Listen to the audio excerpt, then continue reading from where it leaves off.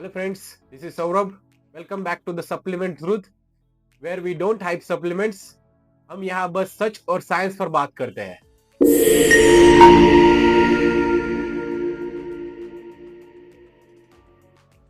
आज जिस सप्लीमेंट के बारे में हम बात करने वाले हैं वो जिम इंडस्ट्री में, फिटनेस इंडस्ट्री में सबसे ज्यादा मिसअंडरस्टूड है, लेकिन सबसे ज्यादा रिसर्च वाला सप्लीमेंट भी वही है.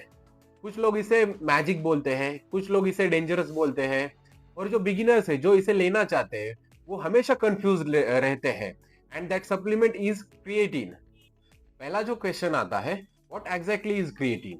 क्रिएटिन कोई स्टेरॉइड नहीं है, ये एक नेचुरली कंपाउंड है जो ऑलरेडी हमारे मसल्स में, ब्रेन में और लिवर में मौजूद होता है. बॉडी इसे 3 अमीनो एसिड से बनाती है, आर्जिनाइन, ग्लाइसिन और मिथाइनिन से.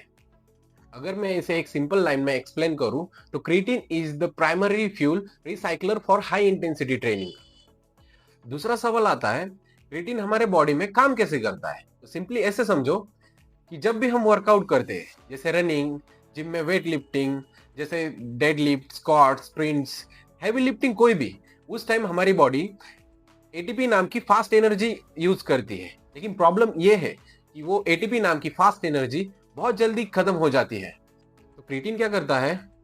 एटीपी को रिचार्ज करता है, आपके मसल्स को ज्यादा पावर देता है, जिससे आपको ज्यादा रेपिटेशन, ज्यादा वेट पुश करने में हेल्प मिलती है. So result is simple: more power, more strength, more performance and more muscle growth.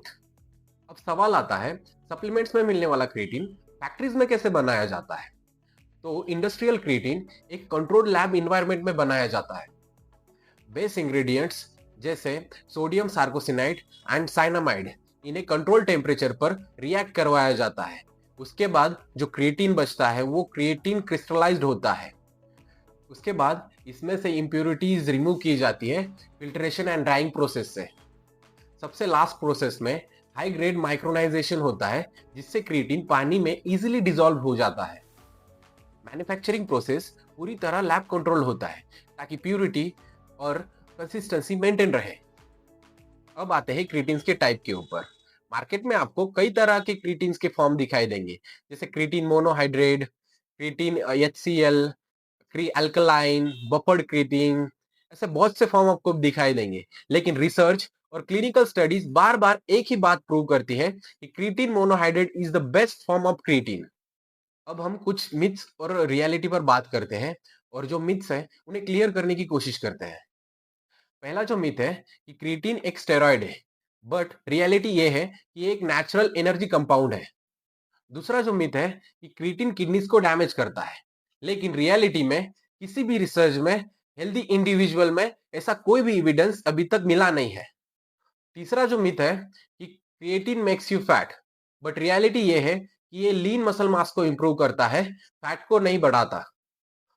Fourth जो मिथ है, ये सबसे कॉमन है कि क्रिएटिन से हेयर फॉल होता है, लेकिन रियलिटी में किसी भी साइंटिफिक स्टडी में ये कभी प्रूव हुआ नहीं है. अब हम बात करते हैं क्रिएटिन के बेनिफिट्स के ऊपर.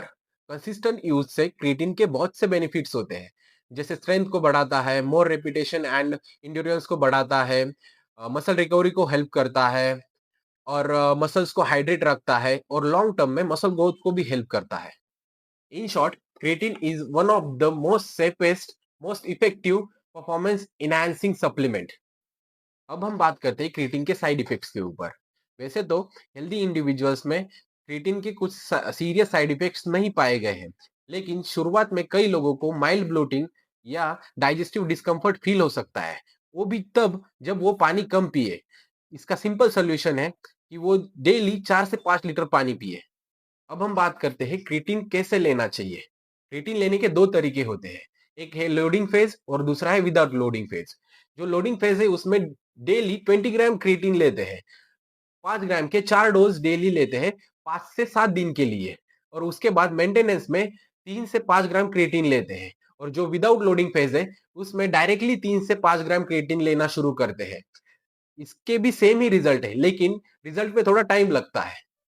अब हम बात करते हैं क्रिएटिन कौन से टाइम पे लेना चाहिए. तो timing doesn't matter much, consistency matter करती है.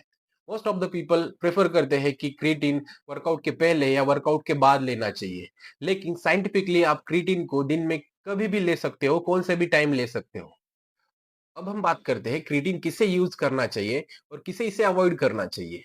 तो क्रिएटिन उनके लिए बेस्ट है जो जिम बिगिनर्स है, स्ट्रेंथ ट्रेनिंग करते हैं, या एथलीट्स है, स्प्रिंटर्स है, या जिन्हें अपनी परफॉर्मेंस बढ़ानी है, वो क्रिएटिन यूज कर सकते हैं और उनके लिए क्रिएटिन बेस्ट है। और किसे इसे अवॉइड करना चाहिए, तो जिनको भी किडनी इश्यू है या डॉक्टर ने स्पेशली मना किया है, उन्हें क्रिएटिन यूज नहीं करना चाहिए। तो फाइनल ट्रूथ यही है कि क्रिएटिन दुनिया का सबसे research, safest and most effective performance supplement है। No hype, no confusion, just science. तो दोस्तों, अगर ये वीडियो आपको जरा भी वैल्यूबल लगी हो तो एक लाइक कर देना। अगला वीडियो कौन से टॉपिक पे चाहिए इसके लिए कमेंट कर देना, और प्लीज हमारे इस चैनल को सब्सक्राइब करना। तो मिलते हैं नए वीडियो के साथ। Till then, stay healthy, stay fit, keep growing.